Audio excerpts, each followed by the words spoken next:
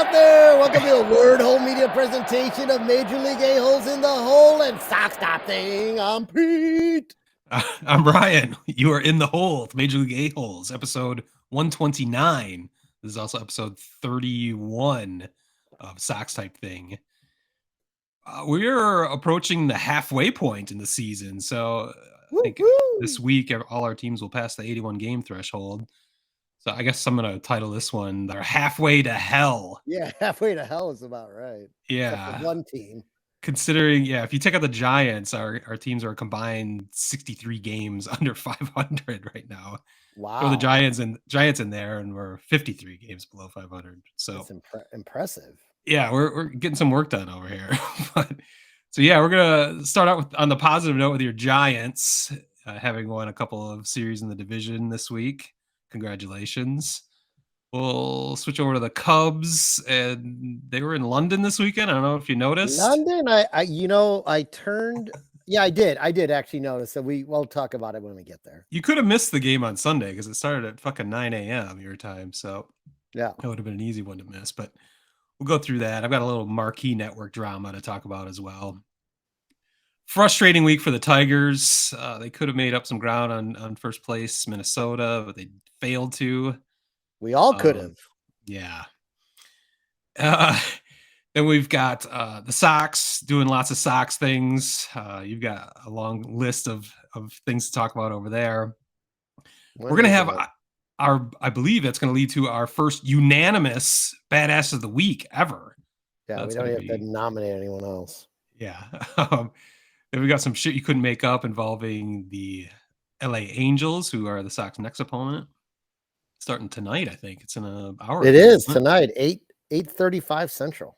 All right. Well, we're going to follow up last week's segment on our Major League A-Holes All-Stars.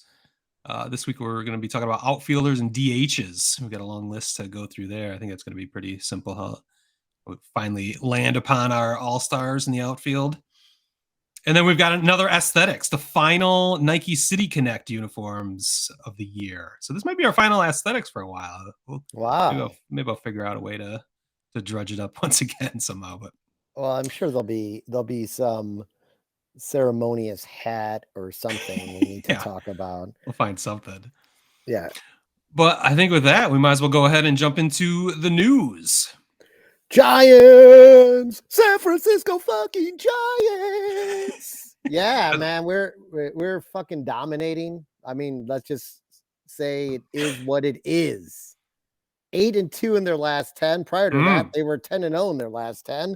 Now they're 8-2 in their last 10. That's not a good trend, but still pretty damn good. 2.5 games out of first place, trailing the Diamondbacks, who they recently just finished up with. They took 2 out of 3 there, and unfortunately, it always feels bad though. Like you win the first 2 and you lose the last one. It's almost better win, lose. Yeah, we'll get to that later. That's a common thread, actually. Yeah, that is a common thread when you get to London. Then the $300 million plus Padres, they should really be named the Giants, and the Giant payroll is what they should be named. Hey-o, dad jokes of flying. They rolled into town prior to the D-backs, and the Giants kind of just came off of, said, hey, we've fucking destroyed the Dodgers. Let's just kick the crap out of you for a few games. So they won the first 3, then lost the last one by getting shut out. The Padres had decided to just save it all up for the last game. And it was like 11-0 or 12-0. Yeah, I saw that. That was kind really of bizarre. Jarring. Yeah, it's really bizarre. What a turn of events the final game in that series was. But I mean, it's similar to the formula from a couple years ago when they won 117 games, because they're like overall, they're like number 7 or 6 in MLB in home runs. So they are hitting the ball out of the park at a decent rate. And they're getting enough pitching, they've got some guys who are on the IL right now who are about to come back, and they've been able to kind of survive without them. So we'll see, but it's fun to watch Giants games. I've been spending more time personally with the Giants watching those games than I have been with the White Sox. I have a tendency right now, which I used to not do, but if it starts to go south for the White Sox and the Giants are on, I just switch over and don't even fucking bother. I saw switching over. You switched over your personal Twitter avatar. That's right, baby. From we got what was it, a White Sox hat all this time? And now 35th and Shields. Yeah. Suddenly I see an SF logo, bright orange and black, which I thought I couldn't tell who it was at first. I'm like, who the fuck is this? Yeah, that's right, baby. We got the Giants cover photo too, or whatever the fuck it's called. Oh boy. Yeah, we got to get Giants coverage on Twitter. We got Sox type thing, so I just took over the @Veneri handle, where you can get San Francisco Giants news on Twitter. Wow, I gotta change our graphic here so people have your multiple Twitter handles. Ooh, yeah, available to them. Let's do it. Get into my DMs, folks. All right. Before we leave the glorious city by the bay, there is some bad news. Carl Yastrzemski Jr. Mike Yastrzemski. I'm just joking around. Mike Yastrzemski went ahead and went on the IL with a hamstring injury, and that always makes me nervous because hamstrings are it's very delicate. Has to be handled correctly, or next thing you know, you're out for like 2 fucking months. And yeah, we just made him badass of the week. What the fuck? I know, he's a large part of the offense. So come back soon, yes. Come back soon. Yeah, hopefully this isn't like the start of a curse, or where we make a badass of the week. The next week they go in the IL. That's the first instance I can think of. Yeah, that's the first instance, and we've had a couple repeat folks. So yeah. But yeah, I mean, it's all cupcakes and rainbows for me over here in Giants world. I'm not going to make any bold predictions that will be in first place by this weekend, but we'll be in first place by this weekend. All right, whatever. You had a story about Will Clark you wanted to mention. Oh, shit. Thank you. Shit, Pete forgot. Covered off early. So First segment. I'm not even drinking, folks. It's just iced tea. Sure it is. In my Instagram feed, I get a lot of baseball stuff, and someone was interviewing Will Clark, and he had one of our favorite umpires. He had a story about Angel Hernandez, and he told the story about how he was at the plate when he was on the Giants, and I know this is going to sound shocking to everyone, but Angel Hernandez was calling strikes on balls that were 3 inches off the plate. That's what he does. And, Will questioned him, and it was like, come on, man, that's not a strike. And he's like, oh, sorry, man, the ball moved on me. It looked good to me, yada, yada, yada. So they go back and forth. He gets rung up. He knows that he doesn't want to get kicked out, so he doesn't expand it. Walks off the field. Sees him at a bar later that night with some other umpires. And he sees him over there, and he's like, hey, send a round of beers over there on me. So the waitress goes over there, lets Angel and his crew know that a round of beers are from that gentleman over there who is Will Clark. So Will Clark walks up to him after on his way out, and Angel's like, do you have something you want to say to me? He's like, no, just I hope you enjoyed the beers. He's like, oh, really? That's it? He's like, well, yeah, thanks for the beers, man. Walked out. He said he had the smallest strike zone going forward from Angel Hernandez for the rest of his career. So note to everyone out there, if anyone is listening who's on a Major League Baseball team, Angel Hernandez can be bought. And it's just a beer. You just need to buy the guy a beer. was gonna say that's pretty cheap. That's all. Yeah. That's just a good lesson in general. Just send rounds of beers around. I mean, Send rounds just of beers. pay You it see us? forward. You want to mention? You want to mention on this thriving podcast? Send us a round of beers next time you see us at the ballpark or something. So yeah. So Will the That's Thrill great. Clark telling a great fucking story that I laughed out loud at. I'm like, Angel fucking Hernandez. Goes figures. One beer is all it takes. Well, if that's it for your Bay Area conversation, I won't be bringing up the A's in this episode, believe it or not. Well, maybe they'll come up briefly, but I'm going to go ahead and transition over to usually the north side of Chicago, but this weekend it happened to be in London, England, for the big London series against the St. Louis Cardinals.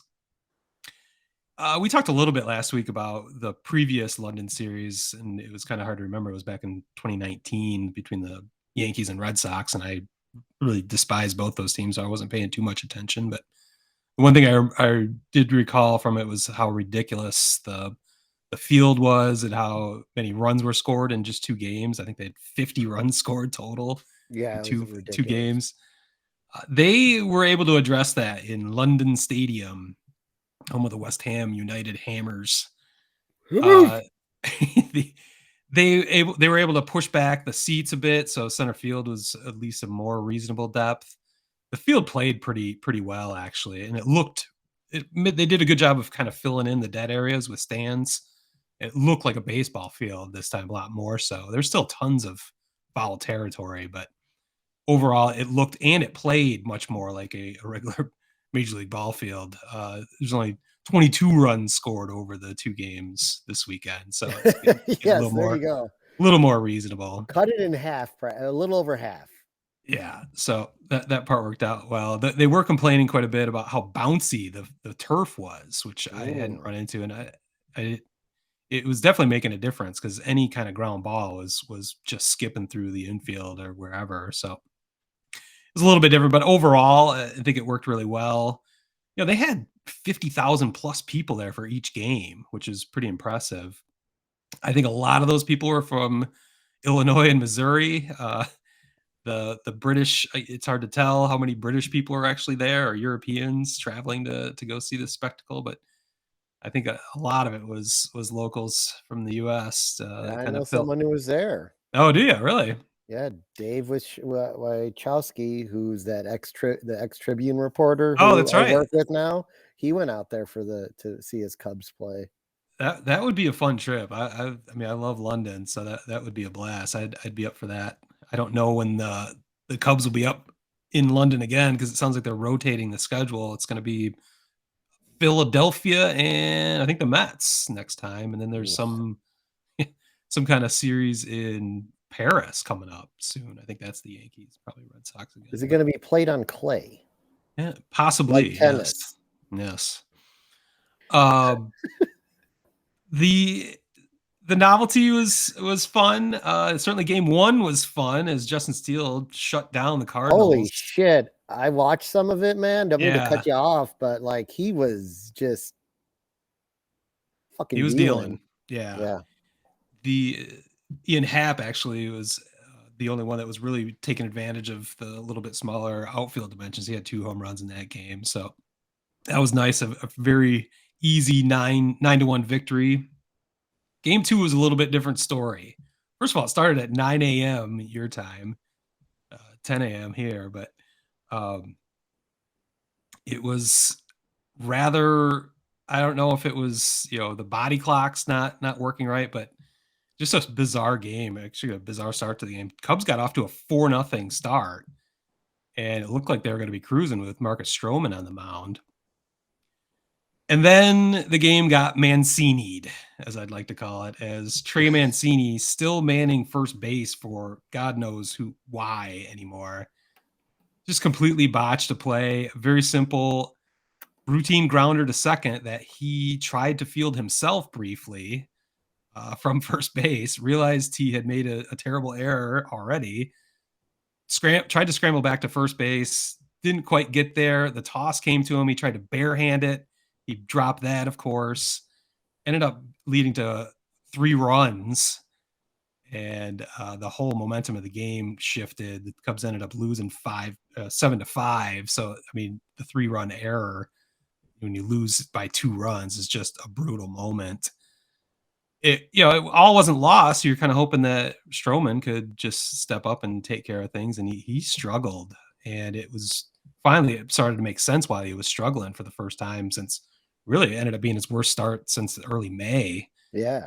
He had a blister developing on his index finger, so that would explain why he was having issues and not looking like his normal self. So that was a frustrating way to not get to 500 for the first time in quite some time. If they had won that game, it would have been nice to have that positive momentum coming off that huge win on Saturday, flying back with 2 games over the Cardinals. Instead, they had a really ugly taste in their mouth. And Trey Mancini, by all accounts, is a great guy. Every story I've ever read, he's a cancer survivor. Really great story. He cannot play first base. I mean, it has to stop. It's costing him games, costing him critical games. So I don't think we'll be seeing him, hopefully, at first base ever again. It's weird. First base has been an issue for the Cubs that they've been trying to address since the offseason. They signed 2 different free agent first basemen.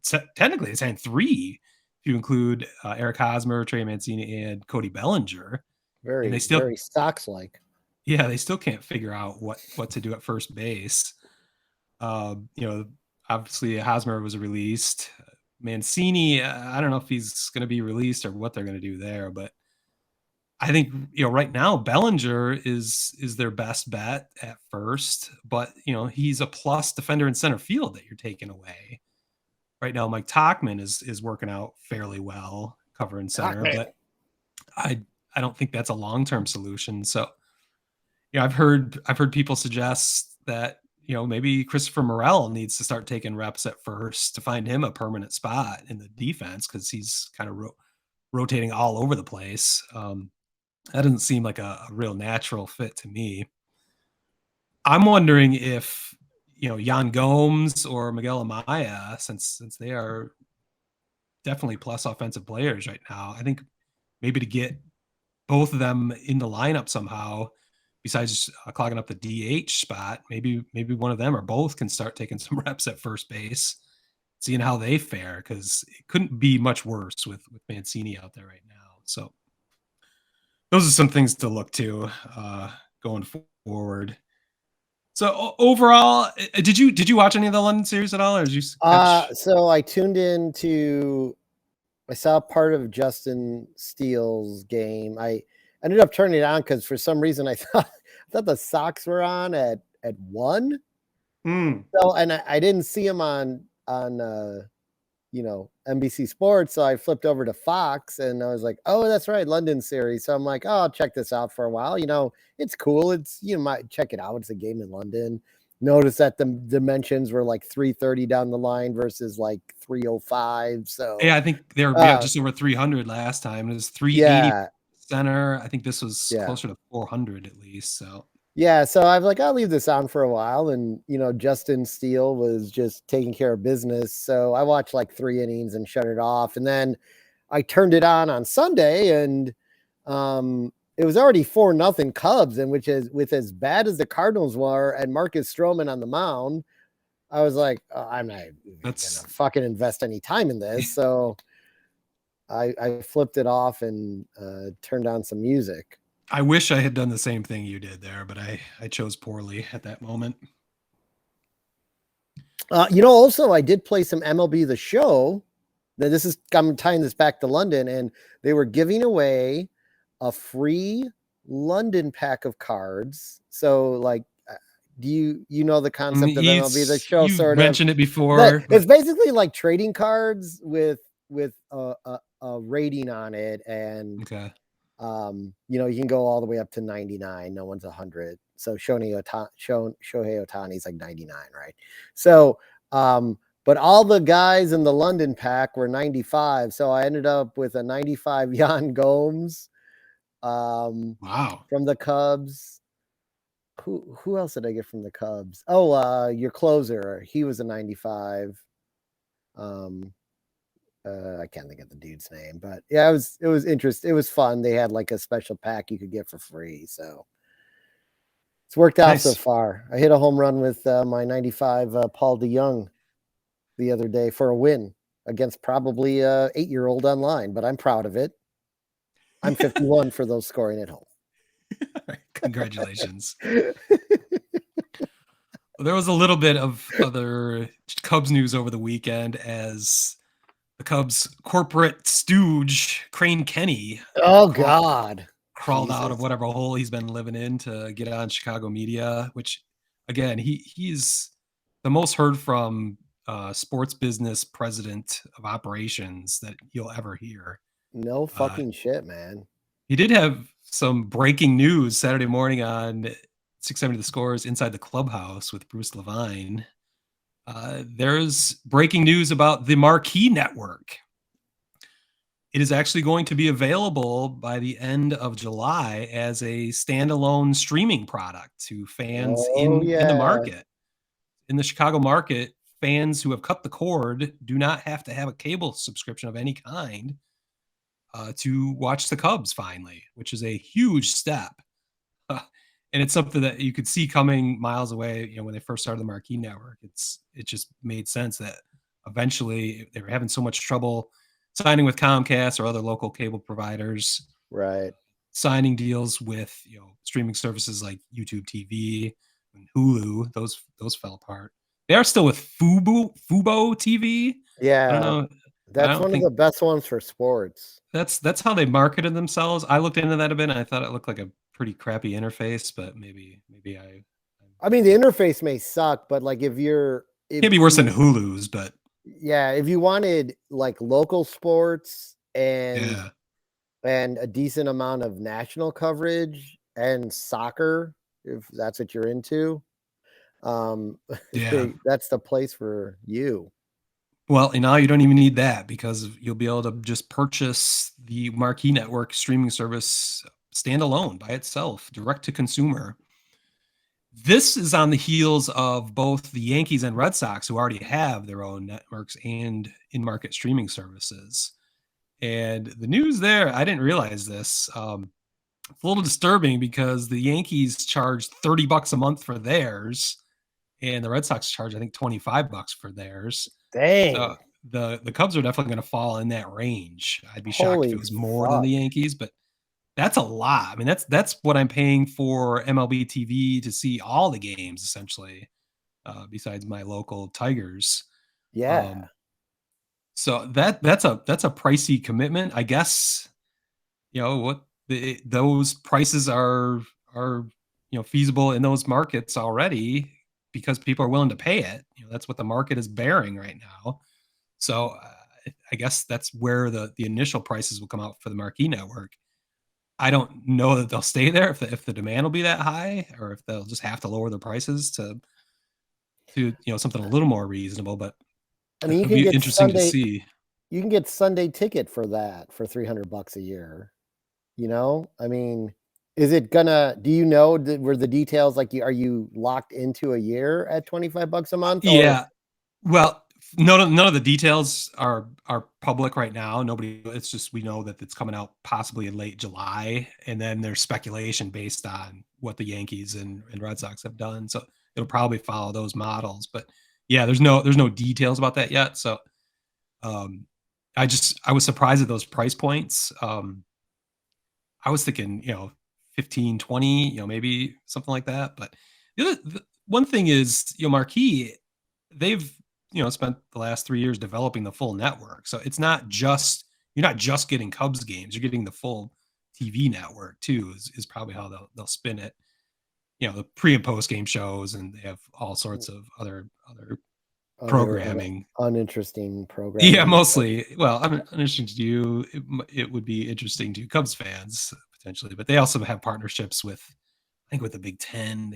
They show all sorts of stuff in the off season too that you'd be getting. But yeah, so I guess that's breaking news. There's a lot to be fleshed out still on how the details are going to work, but it's great that people in Chicago can actually watch the Cubs on any device they want now, without having to subscribe to a cable network, which fewer and fewer people are doing these days. So it's really a move towards the youth, the younger generation than us, that are all cutting the cord, not interested in cable subscriptions.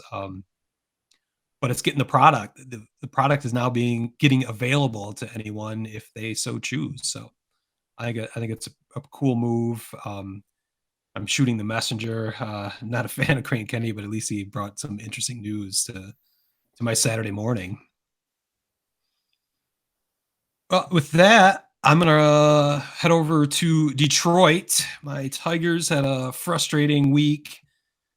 We were recording last Tuesday night as they were trailing 1-0 to the hapless Kansas City Royals.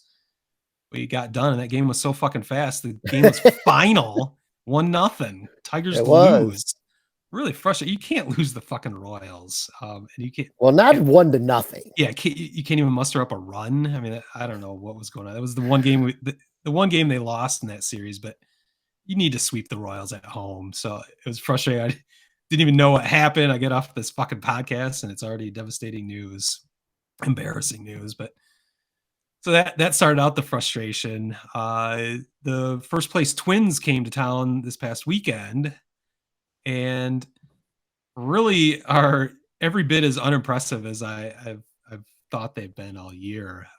They're just not a good team. They're not a good defensive team. They're not a good base running team. They strike out a ton.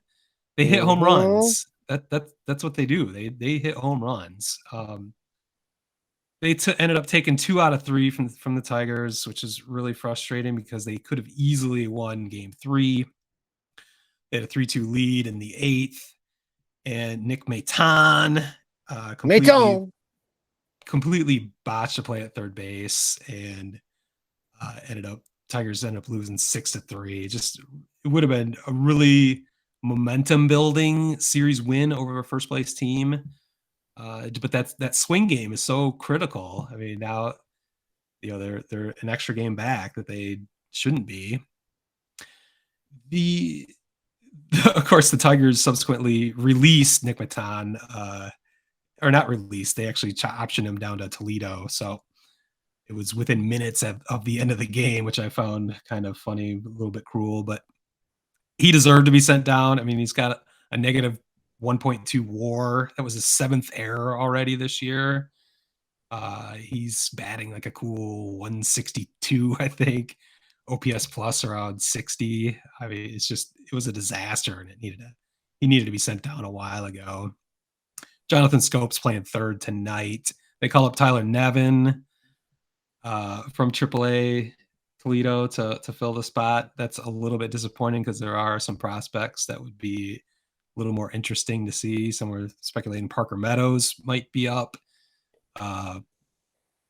Actually, I heard speculation that Austin Meadows might have finally gotten his mental issues straightened out and might be returning to the team, but that has not happened. I'm not really holding my breath for that either, since there's never been any news about that. There's no way to know, and that's up to him completely. So just a weird, frustrating week. It could have been so much better. It was close to being a really cool week, and then just a couple things just went the wrong way. And for a team that's 10 games below 500, just can't afford to have those little things go the wrong way.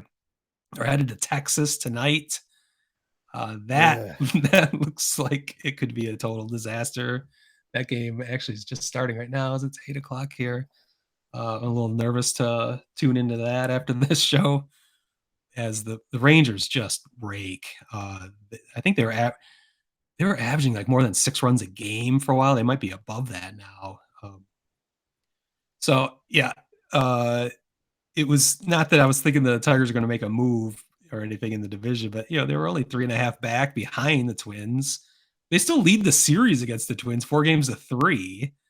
So it's why this is going to be even with our shitty teams in this shitty AL Central. It's still going to be interesting because we're all in the race. We're going to continue to be in the race because Minnesota is just not that much better than anyone else, except for maybe the Royals. So I guess that's a positive. We're still tantalizingly close to leading this shitty division. By the way, we've been characterizing the NL Central and the AL Central as the same shit divisions, but Yeah, the NL Central's a little bit I think the better. NL Central has separated itself into a much more reasonable, respectable division compared to. I mean, for now, Yeah. that's the thing. Mainly But with yeah, I agree. Cincinnati going nuts, but I mean the Yeah, AL Central has definitely established itself. It has the worst fucking division, maybe ever. Well, I uh, think maybe there'll be more and more stories about this as no team is above 500 as we get deeper into the season. How many divisions have all been below 500 by the end of the year? Might be the most it's interesting thing to watch in the AL Central going forward. well, it would be the first time it ever happened that the entire division was Is it below would it be the 500. first? Yeah, Okay. yeah, no one's ever won a division Below 500. below Okay. 500. Well, The worst team was I thought did I not cover this?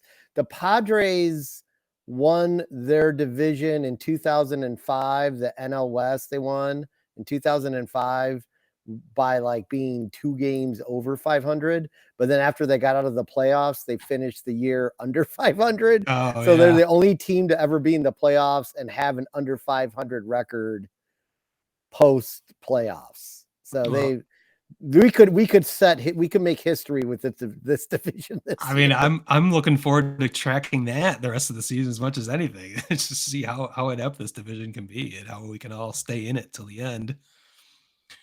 That's all we can live for these days.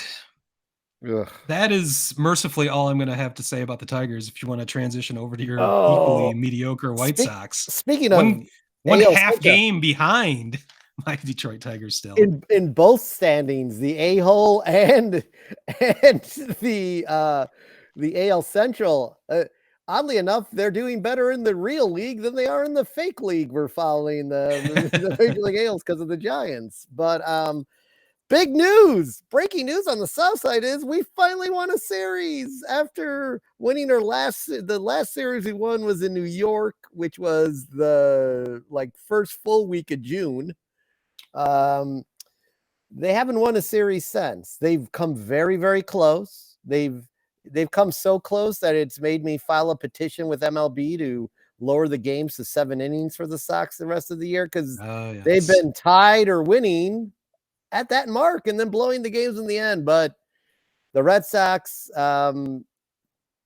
was an interesting series. They gave it away, and then they took it away in game 2 to come back and win on a Elvis Andrus single in extra innings.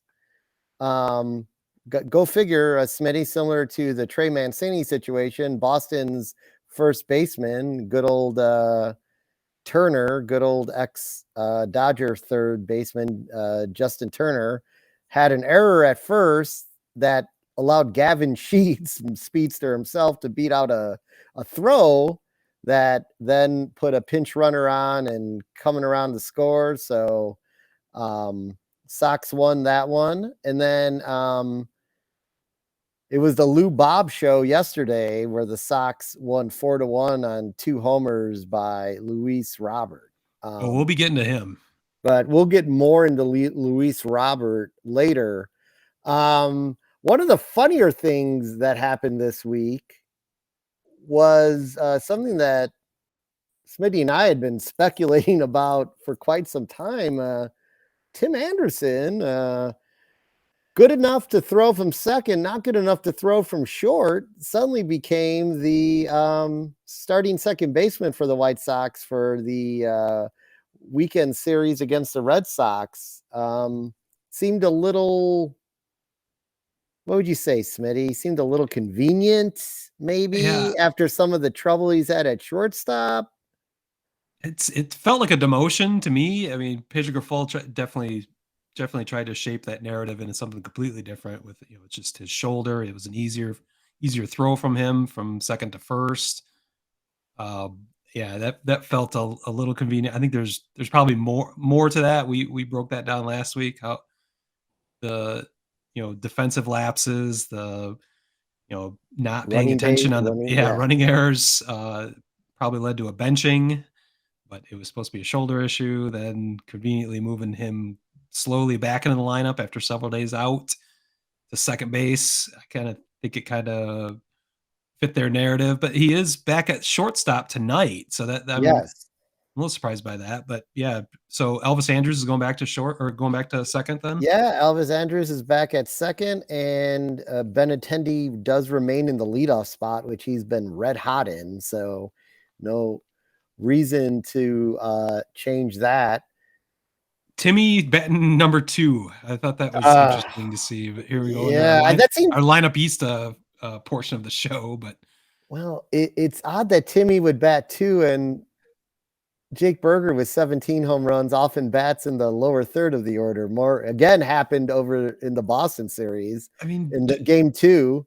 Tim Anderson's OBP is like 279 right now. So Yeah, like, there's a Mendoza line for OBP. He's under it. Yeah. I think it's 300 probably, right? Would be Yeah, the Mendoza line so. for OBP. So like you should put at him at least number be, 2. Yeah, Okay. it is I don't know. Probably a bit of a don't want to bruise that ego too much, but if you want to win, he should be seeing about 3 at bats a game right now until he starts hitting consistently. One of the things I did mention last week that I wanted to get to since we finished up the weekend series was I mentioned the Sox had to go 21-12 to get to 500. Since we last were podcasting, they've gone 3-2. So they have 1 game above 500. There you so go. they need to go 18-10 the rest of the way if we're tracking that. So it doesn't seem outrageous, but they're consistently inconsistent. So you just don't know what to expect. Speaking of inconsistent but suddenly good, what are your thoughts on Lance Lynn, Smitty, and is he cheating? Because in his last outing, he managed to lead in the witness there. He pitched 5 2/3 with 7 Ks and only 1 walk and allowed 3 runs. It's like he's had 23 strikeouts in the last 2 fucking games out of nowhere. Why? How? Weird. I don't even understand it. Maybe he ate a salad. There's no talk on mechanical flaw correction or anything. I don't know. It seems fishy. Maybe he's found a way. Maybe because he grabs his junk so much, no one checks his hands. And he's using sticky stuff. Oh, he's found a new way to hide it. Yeah, he's hiding sticky stuff because of his junk grabbing all the time. I don't know. That was Dylan Cease's method for a while. Well, he was just putting his hand down the front of his pants. Yes. But I just don't understand it. I think he might actually have trade value right now. Trade him now. Do it. Yeah, I think he's going to need several more starts like this. No, Smitty, he's at his highest point. I think you should root for him to continue this. I think you will. Yeah. But yeah, for a couple of reasons, to help your team, but also to boost that trade value. But it is going to take several starts, I think, for anyone to buy it, as I haven't seen his ERA recently, but I'm assuming it's still among the worst in all of baseball. So it's not good. It might take a bit. It might take a bit is right. Interesting trend for the White Sox is 2 things. One, their starting pitchers are leading the league with a 9.82 strikeouts per 9 inning for a starting pitching staff. That's kind of crazy with the shitty record that they have. But somehow, with all these losses, the Sox are 61% already to the total home runs they hit last year, which is 149. They currently sit at number 13 in Major League Baseball at 91, 7th in the AL, and they still are hitting ground balls at an alarming rate. So it's kind of like right now, it's like it's all or nothing, right? It's either a home run or a ground ball. There's like no in between, because their OPS, when you look at that, you see they're like 13th in home runs. So he's like, oh, their OPS must be pretty high, but their OPS is like 22nd. Well, that's because you're So last in OBP. You're not getting on base. You're not taking any walks. Is the problem? That's why you're hitting so yeah, many solo home runs too. right, true. Yeah, there's a lot of solo home runs in there, but one of the reasons the Sox are hitting more home runs this year is, I don't know if you heard about this, but during batting practice, the Sox have set up screens that are roughly, I don't know, 15 feet tall or so, behind the pitcher's mound across the infield, in an effort to get the Sox to hit the ball into the air versus hitting it on the ground. Now they've got that, and they've got that new AI pitching machine where they can program all the data in of all the pitchers in, and try to mimic the tendencies and have hitters, practice against that. I think all the teams have had that until I think you guys just caught up with that, I believe. But well, that sounds about right. Or we're talking about it, one of the two. Yeah, maybe that information is finally out there. Yeah, maybe that information is finally out there. Who knows? But it's a good sign that it doesn't look like we're going to be finishing in the bottom of in home runs. But to your point, Smitty, 4 solo home runs end up getting you into a tie game with the Boston Red Sox on a Saturday afternoon, having to go in extra innings. So that's, it's great. Home runs are great, but they're way more impactful if someone's on base for you.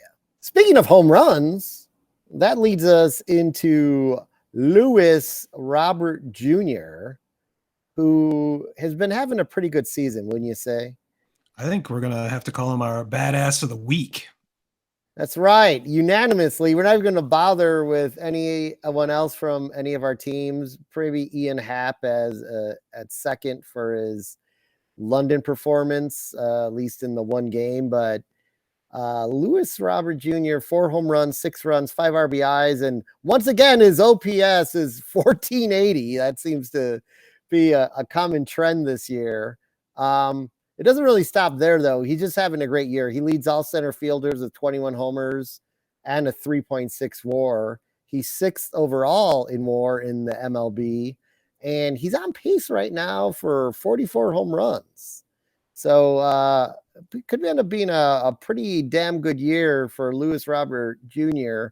And Smitty let me know right before we got on the air, he was AL Player of the Week. Yeah. We're not the only ones noticing. He just earned that honor this afternoon. It wasn't even worth comparing the stats of any of the other players on our 5 teams, because Luis Robert Jr. is blowing them all out of the water. So congratulations to him. He is our badass of the week. Is he the first 2-time winner of badass of the week? We almost gave it to Stroman. Did Stroman not get it twice?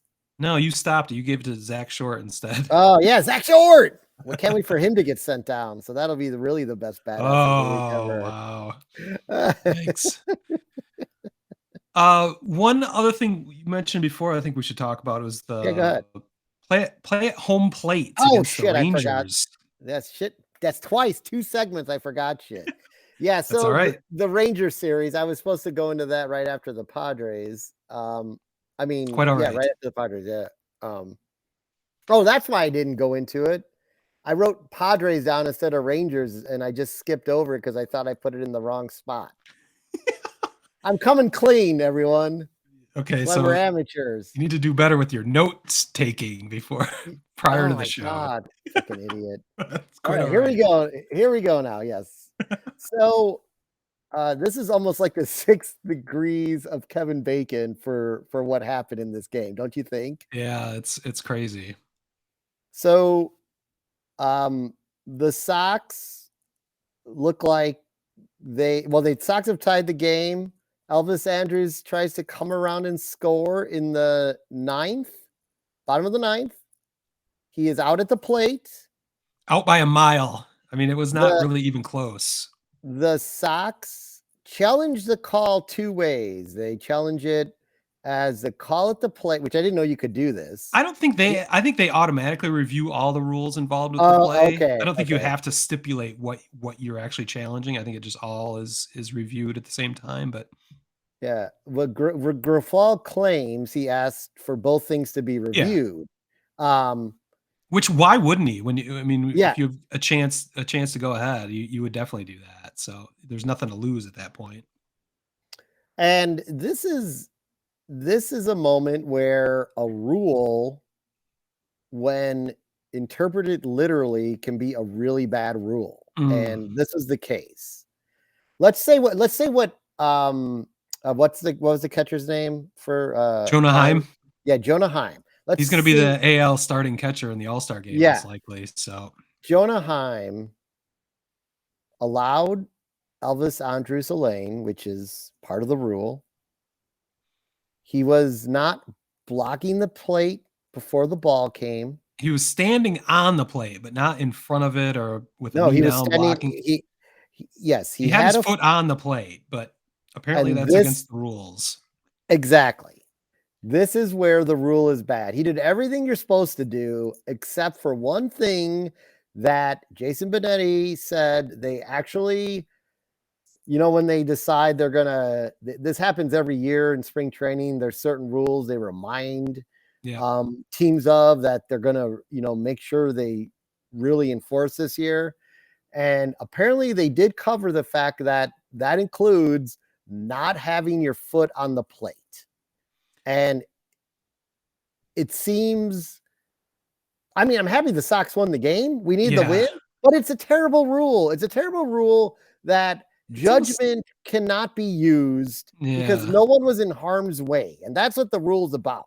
It's almost like a game of Simon Says. Like he did everything right, but he didn't do the one tiny thing that apparently matters the most. It had nothing to do with the actual play, but since by the letter of the law, they did find that he was guilty and run scores. And it's silly. I mean, I understand the point of the rule and the irony of the rule that we'll get to is, this all started because of Buster Posey's brutal injury for the Giants. 10 years ago, 12 years ago? Yeah. So they wrote these harsh rules to stop the idea of any collisions at home play, and it's worked. We haven't seen many catastrophic injuries. We have seen a few. In fact, we did see one this year with your White Sox. You guys broke the ankle of the Pirates. Oh shit, I forgot his name. Their star player where he's sliding into first or sliding into home in a really bad, awkward way, but busted his ankle up. But you mentioned that the irony, this rule was created for Buster Posey with the manager being Bruce Bochy, who is now the manager across the way, who was burned in the ass by this rule this past week. So who called it one of the worst calls ever. He called it embarrassing. And I thought that was the best way to put it. It's just like, why do we have a rule like this? How can you lose a game because of something as stupid as this? I don't blame him. I agree. Yeah, no, I don't blame him either. He's got a terrifying voice, by the way. It's like the deepest, gravelly smokers, 80 years of smoking voice that I've ever heard in my life. It's like deeper than Sam Elliott's voice. He should be in Westerns. Yeah, it definitely sounds like, he's from the 1870s living a hard life, but he's very close to Lou, the manager from Major League. Yeah, it's very close. It's deeper than that, though. It's crazy. But your Giants were actually the beneficiaries the next night of the similar play, which is just the other layer of irony. Yeah, so on Wednesday night, the very next night, the Giants got a catcher's interference was called against the Padres that led to the ejection of Padres manager Bob Melvin. Yu Darvish, and 3 runs of offense scored because of the call that led the Giants to victory that night. So you should love this rule. It's working out perfectly for you. Well, I do. There also was some video that was kind of funny of old video the Sox showed on the pregame of Bruce Bochy applauding the rule on a game that when it went his way. So Nice. on a call that was very, very similar, where it was like, That's the rule. yeah, it's the rule. I mean, the thing about the Padres one that's even a little bit crazier. I don't know if it's crazier because the catcher was in the line, but you remember how you said Elvis Andrus was out by a mile, but like the play was still where his hand was coming into the plate and he got tagged on the arm. Yeah, I guess I meant the ball was play, there in plenty of yeah, time. the ball was there. It ended up being like a semi close play. The Giants runner was tagged out at the front of like the home base, the home plate circle, coming in off a third. Yeah. And the reason the interference call is super questionable is because when you're going to be out by that much, yeah, what's the point? What's the point? Yeah, it's like they're making a black and white call, a ball and strike call almost, so to speak. They're removing any gray area or any room for judgment in it. It's just there needs to be some judgment because these rulings just don't make any sense on the surface. And like Bochy said, it's embarrassing. Yeah, I mean, what am I doing? I played catcher when I played baseball. And obviously there were none of these rules. I used to get run over all the fucking time. But it was a different time back then. Yeah, I couldn't imagine having to think about getting the ball that's coming in and not then being on home plate, give them a lane. Right. Got to worry about if the ball is taking me into like the lane, how do I field it by not getting taken to the lane? Because if it takes me that way, I could tag him out, but then he could still be safe. Yeah. Like, it's just fucking stupid. Yeah, it's too much. I'm sure we'll hear about some. It might even be a simple, minor revision to the rule. It doesn't need to be thrown out completely, but I think if they can leave some leeway for common sense to prevail. I think that's the direction they need to go. I mean, AJ went off on his podcast after the White Sox one. I didn't hear if he went off after the Giants one because, like I said, the Giants one's maybe even more erroneous in that he just was moving over to go and tag the guy because it wasn't even near, and then it leads to 3 runs in the inning. I mean, Jesus. Yikes is right. Well, you guys are headed to Anaheim to start. I think you guys start in like a half hour, so we gotta get going here so you can catch that. I got an hour, so let's just slow this down. All right. You might notice I'm distracted. I keep looking over because all I see are home runs and base runners circling the bases in this Tigers Texas game. So it's gonna be. I have to catch up a lot on this, but you're headed to Anaheim to face the Angels, and that leads to some shit we couldn't make up. This weekend, the Angels were in Colorado, and woo, man! I believe it was Saturday night. They ended up winning a game 25-1, the largest run differential since 2007. They were up 23-0 after the 4th inning. Just an amazing. I can't imagine being at that game, especially since it was in Colorado, watching your home team getting drubbed like that. What that scenario would be like. Every Angels starting hitter had 2 hits in the game, at least 2 hits, except one Shohei Ohtani, believe it or not. The current leader in AL All-Star voting, the hands down All-Star leading or MVP leading candidates for the AL. I was thinking we haven't talked much about Shohei because he's not on a team we cover. I actually really don't like the Angels for how much they've underachieved with superstar players, taking them away from the spotlight, hiding them over on the West Coast in anonymity, however you say that. But it's a frustrating team. But I feel like we need to talk about Shohei a little more. I mean, what he's doing is so outrageous. It's ridiculous. I feel like we've been doing this podcast for a while. Future historians will look back on us and question what our judgment is if we haven't spoken about the feats of one Shohei Ohtani more often. But he's currently got a 5.4 WAR, which in context, he leads second place Ronald Acuna Jr. by 1.2 WAR. He's only got a 4.2 WAR, so he's blowing out the competition in that regard. He's got an OPS over 1,000.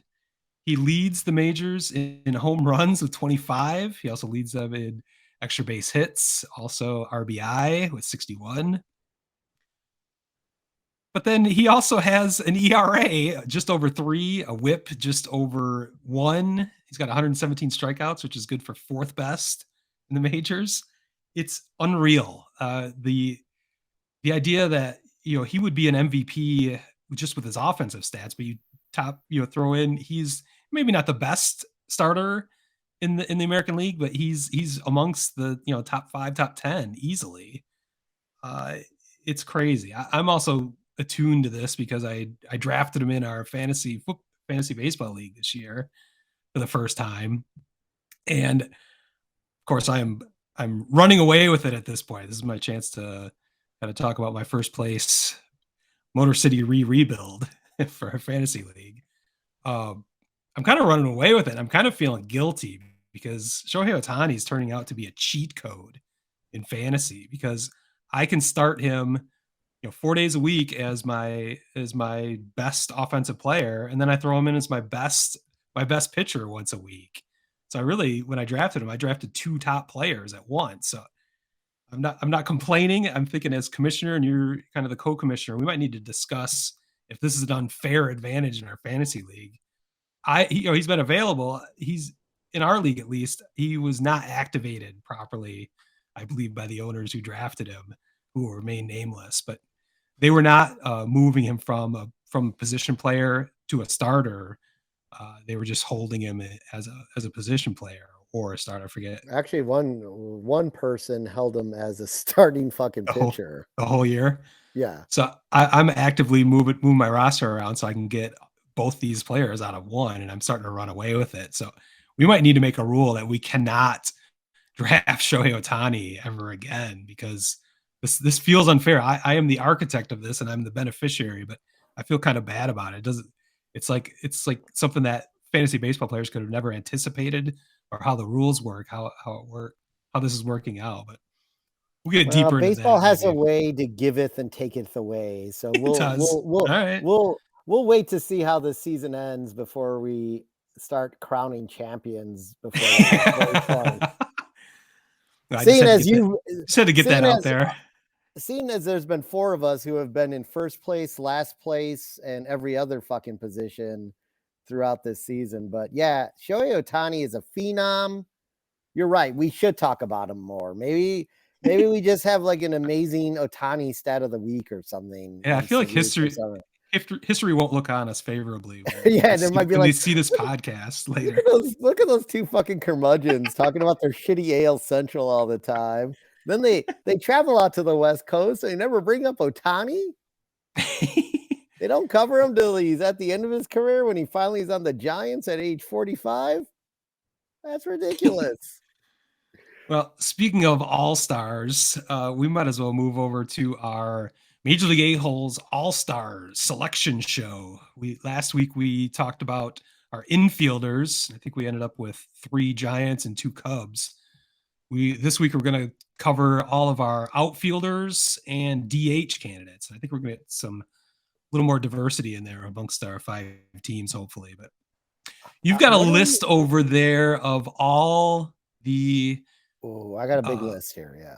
Yeah, all the A's, all the Tigers, all the Cubs, all the White Sox and Giants who were on the All-Star ballot, which has now moved on to the final stage. There's just 2 finalists for each position, but I pulled up all the names prior to that. So I've ranked those. If we want to start at the bottom, I guess we don't have to spend too much time on the bottom half of that list if you don't want, or you can start halfway through if you feel like it. But yeah. I rank those the way I would put them in. Also, we didn't discuss this. Do we just do 3? We pick the top 3 outfielders, or you and I just decide on 3 outfielders? Yeah, and is it one DH? Yeah, I was thinking 4 outfielders, but that doesn't really make any sense. We'll just do the 3 starters and then a Yeah. DH as well. So we'll get to the DH later, but that's a sizable list of outfielders if you want to. You know what I think I'm gonna do? I'm not gonna start all the way at the bottom because there's Okay. some names There's people are some just negative WAR players, and it's amazing that yeah, they're on an all-star ballot. But and people will be like, who "Who the the fuck fuck are is you this? talking about?" Yeah. But Yeah, go let's start ahead. with we'll start with some names towards the bottom that people know. Yeah. Seiya Suzuki is a .1 WAR, 6 homers, 26 RBI, 742 OPS. Yeah, I'm surprised his WAR was that low, but yeah, it's not impressive. Um, even less impressive, maybe because of all the pop and circumstance about it, is Eloy Jimenez with a .2 WAR, 9 home runs, 30 Yeah. RBIs, and a 752 EPS. Yeah, those are pretty impressive offensive numbers. Of course, his defense is going to bring his WAR well down. That's why I have him listed Yeah, fairly low there. I kind of feel like Jimenez and Suzuki though have also been out like for long periods of time this season too. Yeah, So yep. that's working against them And right WAR, now. that's true. Yep. Yeah. But yeah, I'm not, and by the way, I just want to clarify, I'm not advocating that Jimenez is a good defender by that comment. I was just merely putting into light that The both full of those context. players Yeah. who are pretty decent players, wars are definitely also suffering from lack of play. Valid point. Here's something we can have a good chuckle at. The Sox largest contract, Andrew Benintendi, has a .9 WAR with 1 homer and 19 RBIs and a 726 OPS. That's money well spent there. Not. Cody He's your Bellinger. best, but he's your best like consistent offensive player. Well, so. right now he is. Yeah, suddenly Yeah. he is. Yeah. So that, I mean, we'll see what it looks like at the end of the year. And he's definitely a major improvement in left field. It's nice to not worry when the ball's hit out there. So yeah, I misspoke. He's definitely not your best offensive player by any means. We'll be getting to him. Well, we already did, but he's going to top this list. Cody Bellinger, is he back now? Or is he's he back? Coming back? He's back. Yeah, he's not. I don't think he's fully healthy yet, but he is playing. So he's in a limited role at this point. But yeah, his numbers are definitely lower. His counting stats are at least low because he's been out for close to a month. Yeah, 115 on the WAR, 7 homers, 22 RBI, 769. Not terrible, but yeah, it's not bad numbers for being gone. Yeah, Riley Green, 1.6, pretty good for his first full season. 5 homers, 18 RBIs, 805 OPS. You gotta like that. Yeah, and he's been out since the end of May. So just think where his numbers would be if he was really on a hitting a stride. He was like, yeah, I agree, dude. He might be in the top 3 here if he didn't get injured, actually. Yeah, I think he would have. Michael Conforto, his WAR's not good at 0.7, and that could be because of defense, but 12 homers, 42 RBIs, and a 767 OPS. So not too shabby. I saw his 12 homers are impressive. I was surprised his WAR was that low, but yeah, it must be the defensive metrics working against him. Now we're getting to the top 3. At number 3 in this list, which I don't disagree with this list really. So well, yeah, and you can we didn't talk about this before. You can definitely, you don't have to follow my list if you don't want, but I thought that was a good place to start the debate at least. Ian Happ, who is his plus defender, decent enough pop in his bat, 1.5 WAR, 5 homers, 37 ribbies, 819 OPS. Mike Yastrzemski. Yeah, go ahead. I'm sorry. Yeah, I didn't mean to jump ahead. I didn't mean to. Oh, no, go ahead. Mike Yastrzemski, 1.9 WAR, 10 homers, 27 ribbies, and an 806 OPS. That's why it's such a bummer. He's just went on the IL for him. I mean, he was really having a good season. It's hard to say how long that hamstring is going to hold him out. Yeah, blows. And then, of course, leading the pack, the aforementioned badass of the week, Luis Robert Jr., 3.6 WAR, 21 homers, 42 RBIs, 885 OPS. Yeah, that's the easiest. I think the question. So Luis Robert's definitely a starting outfielder, our MLA All-Star center fielder. I think the question comes in, what do we want to do? Do we want to put an injured player in the All-Star game? I think you kind of need to recognize their season and not really take that into account. That's just my thoughts. So I'm not Yeah, going to hold since that. I'm not going to hold that against Yaz. I think the debate would come with Ian Happ and Michael Conforto, who would want as our third outfielder, unless there's others you wanted to throw into that final discussion. no, I think I want Ian Happ because of his Mm, defense, and then he's not getting home runs, but his OPS is 819 and Conforto's is 767. So that means yeah, he's hitting for power more consistently and yeah. He's got taking what, 5 walks. home runs? Yeah, probably taking more walks, but getting doubles instead of home runs. And Oh yeah. I've He always just hit 2 home runs over the weekend, so right. so he's been hitting, just not hitting the ball over the fence, and that's exactly what the opposite of Conforto. So yeah, I think I like the OPS stat over the inflated home runs. So yeah, I think we're both on the same page there then. I actually don't think a Surprising. ball I actually don't think a ball would even not be caught if that was an outfield, because Yastrzemski's a very good right fielder. Mm. Um, Lewis Robert, obviously the thing would be, does Ian Happ move to left, obvious, and then Robert covers center because Oh yeah, he'd be in he yeah. left.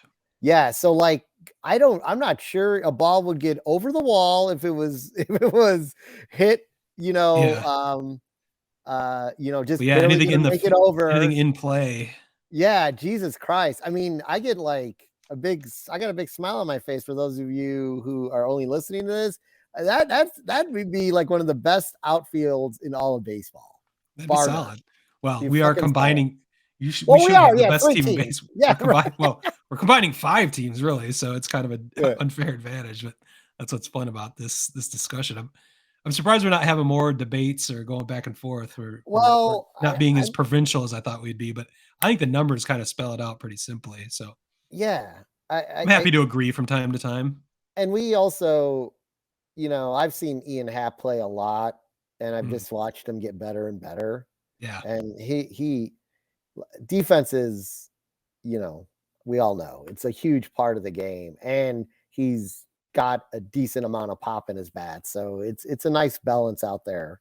That would be a nice balanced outfield. So I all like it. right, look at that. We got one Cub, Sox, and a Giants. Nice balanced Some diversity there. Yeah. compared to the all Giants Cubs infield Yeah. Yeah. the other day. Still no Tigers or A's. It might be hard to get those guys on the roster. We'll find a place maybe in the pitching rotation or in the bullpen, but I think we should move over to our DH discussion. Just the 5 players. I think we could start with Miguel Whoa. Cabrera down at the bottom there. Yes, negative. I'm sorry, 0.5 WAR, 1 Yeah. homer, 10 ribbies, 626 OPS. Yeah, most of his offensive numbers came in June so far. I mean, he's just spent a segment last week talking about how he was finally coming to get putting things together in at least a 11 game stretch at that point. But yeah, his numbers overall, he doesn't really deserve to be on an all-star ballot, but he was there and he's a legend. So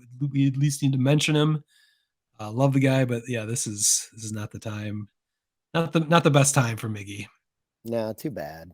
It'd always be great if like players could always go out in a blaze of glory, so to speak.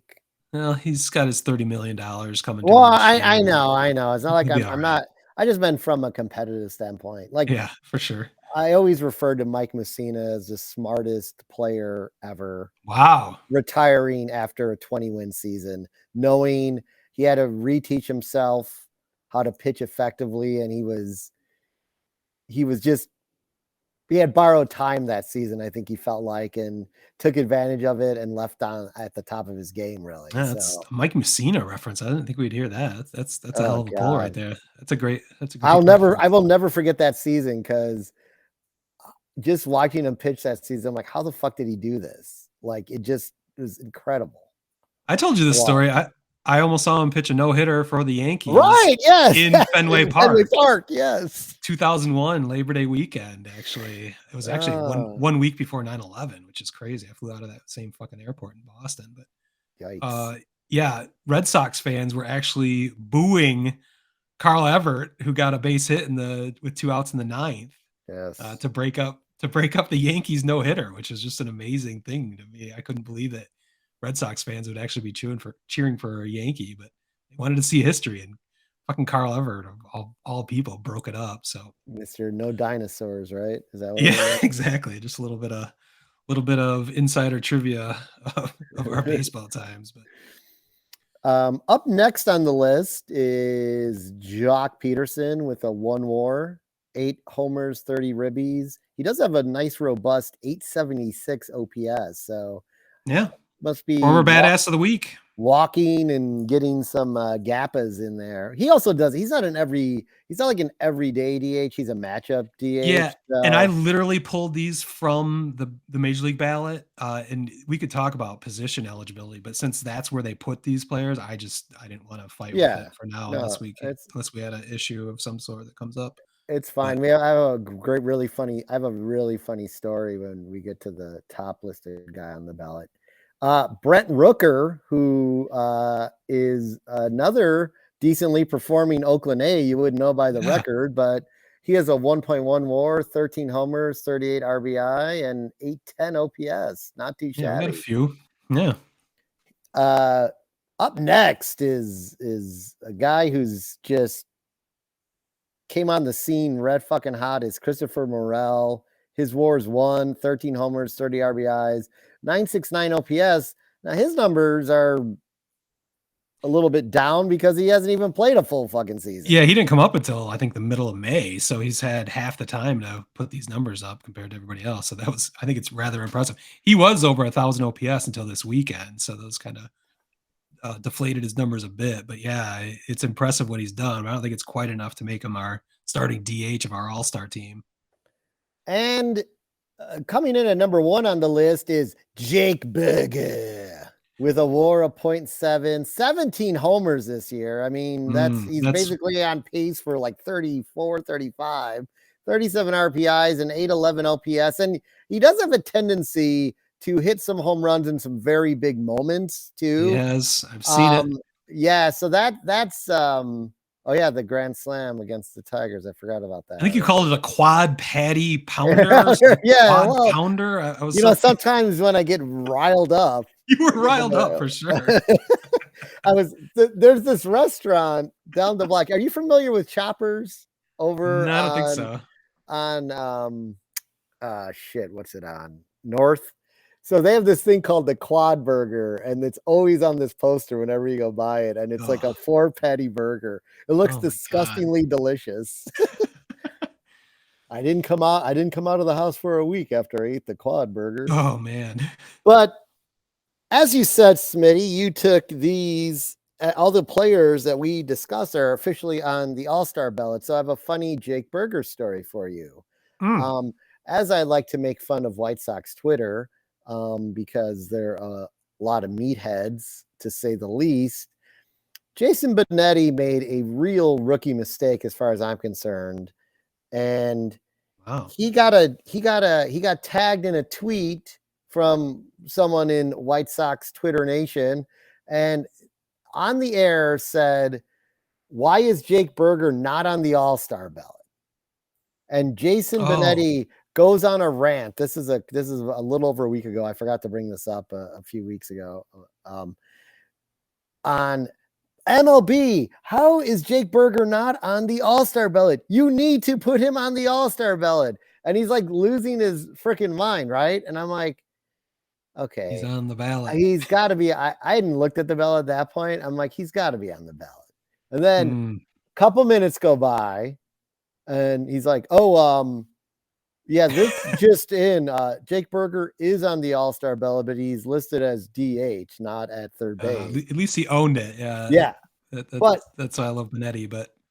But here's the thing. Why would you go off of a tip that you've got off of Twitter from a White Sox fan? I think Jason may have learned a valuable lesson that night that will never be repeated again. So I wouldn't worry about Jason. The most self-loathing bunch of fucking individuals on the planet. But anyway, back to who our All-Star DH should be. And are we going with one Jake Burger? I think we kind of have to, right? I think Morel would have a shot if he had played a few more weeks, but I mean, 17 home runs. I want to see Berger in the home run derby I this know. next I week or do and I whatever that don't. is. So, yeah. Yeah. I mean, there was history of some Bobby second half Abreu. issues, but there's like one example. I'm not sure that has played out as we've seen Pete Alonso and everyone else do That's quite true. well in That's their true. second half. So We always referred to Bobby Abreu. That's like fucking 15 years ago or something. it I might be think more than like, that now, yeah, I but mean, yeah, Jesus. You're yeah. right. Don't You're be right. afraid. Yeah, it would be great to see him in there, but we'll see. Everyone hates the White Sox, so he probably Well, won't be in there. regardless, we will make him our starting DH for the Major League A-holes All-Star team. All right. So what's up next? Yeah, next week Pitchers? we'll talk about the pitchers. You and I need to figure this out if we're gonna do 5. I think we'll just do 5 starters and maybe three relievers, or do we Yeah, do sounds more good. Yeah. relievers? Nah, I Okay. think we just do 3 So relievers. we'd have a full starting rotation and relievers. I'm gonna have to pull up all those numbers because there's no they don't let you vote for pitchers in the All-Star game. So maybe you could send me some ideas. Yeah, I'm not as familiar with a Giants bullpen as I should be, maybe, but let me go. I think I can go and sort all that, all right. and Well, but tune in next week. We'll have that. worry about that on like Sunday or some shit. Yeah, we'll have that all sorted out by next week, and tune in then. So I think that leads to our final segment of the show tonight, our aesthetics. Dun, dun, dun. Also, the final Nike City Connect uniform reveal of 2023, the Pittsburgh Pirates, or as I would call them, the Pagoo Pirates. They revealed their very classic looking uniforms. Yeah, I think we're kind of putting our reactions up there before we're going to actually give our middle fingers up or down for these. But I thought they were pretty cool too. They look like Pittsburgh Pirates. I mean, they look like the classic 1970 late 70s uniforms they had, minus the pillbox caps, which I never really liked anyway. But that's such a iconic look for them. But they went with a gold hat with a black brim with the classic black P, gold jerseys with PGH across the chest, which is, that's the standard abbreviation for Pittsburgh. It just looks kind of odd to someone not from Pittsburgh, because I would use PIT to abbreviate Pittsburgh, but I guess Pitt is not the most positive connotation. It's also the name of the university, PITT. They've kind of absconded with that abbreviation. So to alleviate any confusion, they went with the PGH. Not surprisingly, in 2023, it is now the 5th Nike City Connect jersey uniform to feature black pants, which I've been railing against in many cases. In this case, it makes perfect sense because it looks great. It's a core color of the Pirates, but it's also, they had black pants back in the 70s at one point, so it makes sense. It really reminds me a lot of how well the White Sox executed the Southside uniforms, because they just look like the White Sox immediately. Just like this makes sense with their brand identity, and I think Pittsburgh did the same. Probably not quite as well, but they did quite well with it. I think the PGH is the only thing I would have an issue with, but the other things that you and I might have issue with would be, of course, the explanations for all the various details that you may or may not have noticed on initial viewing. And of course, they put together documents on social media that I've pulled together for you. We could kind of read through those and make fun of them, or to maybe to gain some insight into things that we hadn't noticed. But yeah. So, well, we already talked about the first thing they talk about is we bleed black and gold, and it just covers off what you just talked about. So we'll skip ahead. I forgot to bring up the black and gold. That is very unique to Pittsburgh, actually. Every pro sports team is black and gold. The Penguins, that is true. Steelers, and I think that all had to have started with the Pirates, because they started 50 years before any of those teams were in existence. So I think that's really cool, because that like two colors don't define any other sports town that I can think of. Detroit's got all, they run the gamut of colors for their teams. Chicago's the same way. Nobody's got the same colors there. I can't think of any other place. So I think that's pretty cool for Pittsburgh in general, that all their teams are black and yellow, and that's just sort of their city's identity. If you've ever been to Pittsburgh, which I know you have because you and I both went there for a Sox Pirates series.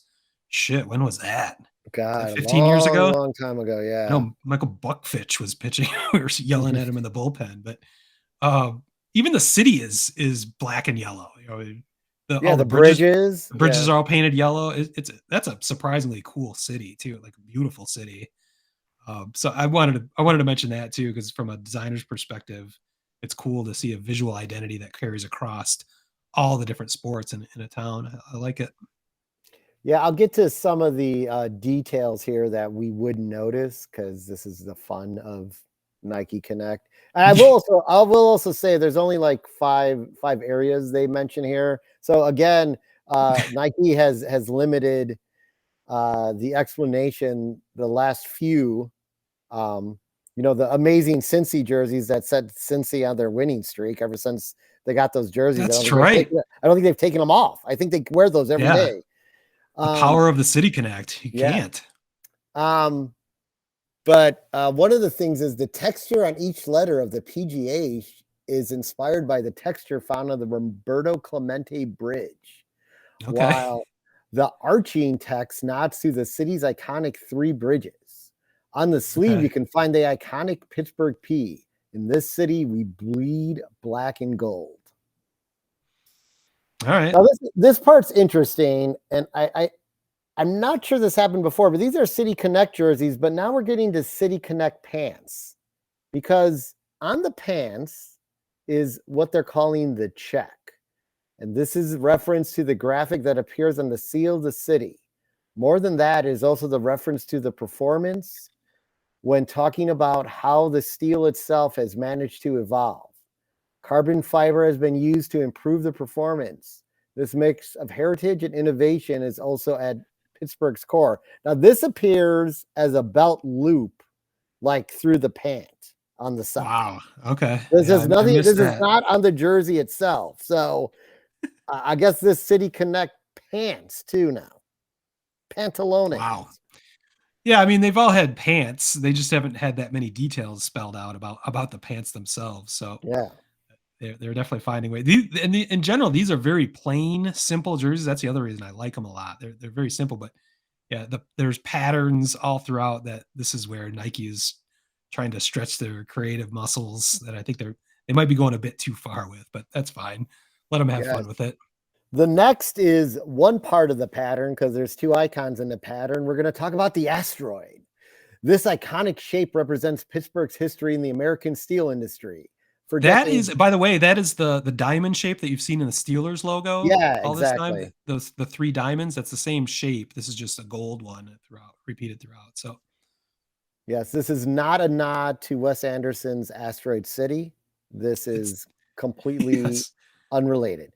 For decades, Pittsburgh has been at the center of the steel industry, blah, blah, blah, blah. So we know that. Then also in the pattern is the Y, which is cool. It represents the three rivers.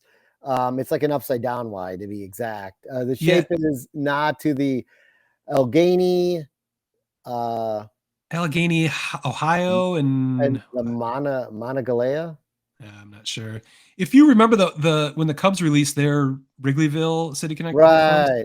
They had a secondary logo that was similar. It's similar to the city seal. It's got the Y because of the three rivers coming together downtown. So I thought that was a similar idea, at least executed differently. But it's become common for Nike to use the city seal in different ways. Yeah, it makes more sense for Pittsburgh. The thing I remember us having a chuckle about with the Cubs, it's like, well, wait, is this the full city jersey then? Because you had two teams. Remember, we were having a little chuckle about that. But yeah, a lot of cities have that common symbol like that. So right. Last but not least are the bridges, and there's this. I don't know how to describe it. Like two larger circles and then two smaller. Yeah, I didn't understand that either. I'll post all this stuff in the on the website when we get there. But yeah, that one you'd have to really look deep to figure out what the fuck they're trying to do there. Yeah, this is also in the PGH, which we talked about a little bit earlier. The pattern inside the PGH on the front of the jersey pays homage to the circular gates built in the windows of the pillars on the Okay. Clemente Bridge. All right, this All just right. for those of you scoring at home, it's the circular grates. They're built into the windows of the pillars of the Clemente Bridge. Just to make sure I everyone mean, got that. at least we're just talking about a pattern on a uniform. I mean, the Cleveland Guardians base their whole identity based on architecture in a bridge someplace there. So yeah, I mean, these are small ancillary ideas that have very, very little consequence at least. But Yeah, they don't. Then it just goes on to say, it references the city bridges of Pittsburgh that connects all the people. Blah blah blah. blah blah blah. Well, they had their fun. Is that the end of their Yeah, that's the end of explanations? it. All right. I do want to I think make one. that's plenty. I do want to make one more comment. Did you find the picture you sent me of the three players who I have no idea who any of them are? I mean, are they players or are they just some dudes they pulled off the street to take a Yeah, fucking picture? Because I've never seen Pittsburghians. three dirt bags in a fucking photo before like Well, this. we're probably not as familiar with Pittsburgh's lineup as we could be. Yeah, but I I'm was like, assuming there are players. I'll have to take I, another look. I got that off their social media, so maybe they were models. I don't know. I'm gonna go with debatable. But anyway, Well, that was fun. That's going to be the last one for a while. Of course, Nike is going to release at least 6 more next year, and I think there's still 10 teams left. So maybe they're going to wow, do 5 and 5, or sounds they're like the Yankees have no plans to even participate in this, which is nope. interesting. Yeah, Uh, that was a asshole-ish move, I think. yeah, well, I'm not surprised from the Yankees, but I'm breathlessly awaiting the Tigers City Connect uniforms. I have no idea what direction they will go in. I'm assuming it'll be Motor City somehow. They haven't really activated the orange secondary color in their identity as much. This might be an orange look. We'll see. A's have yet to announce anything. They might not be in Oakland at that point, so I don't know if they're going to play off their new home in Vegas or how that's going to work. That'll be They'll just interesting have to an see. A's. It'll just be an A's jersey. Yeah, who knows? But I think we should wrap up this episode so I can finish watching this Tigers game, which they lead 4-1 in Arlington. So I'm kind of shocked by this score. That's why you've seen me a bit distracted during this episode. You can, in the meantime, you can find us on social media at. Whoa! What's our rating? Oh, I'm sorry. Wow. I'm giving 2 middle fingers up. I think I have to follow with 2 middle fingers up, and those are good. Those are good things. So yeah. All right, geez, now finish up so you can get to your fucking Tigers. Well, game. we kind of gave it away at the beginning, so I totally forgot about it by the end. So sorry about that. I am definitely obsessing over my Tigers right now. This score, so they're only breaking your heart in the end of this. It's only the third. yeah, I am a little bit worried, but we'll see.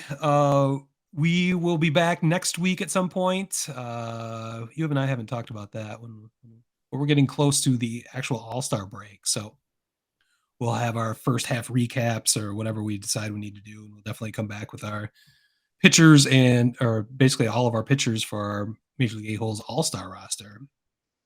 But in the meantime, you can catch us on social media at Sox Type Thing. That's Pete over there. I am at Major League A-Holes.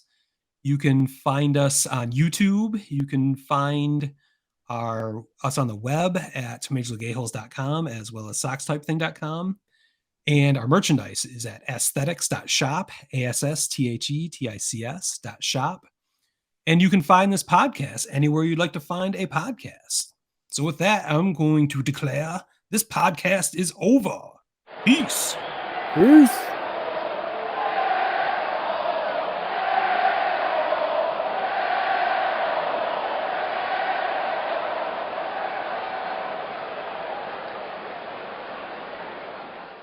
Word Hole Media.